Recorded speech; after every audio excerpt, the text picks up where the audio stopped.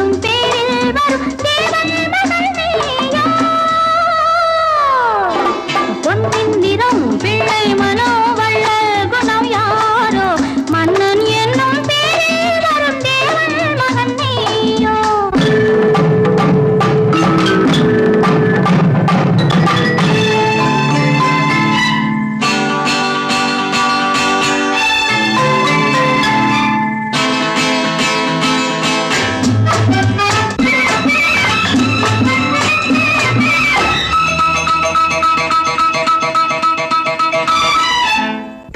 போல தாவும் பாவை பாதம் நோகும் என்று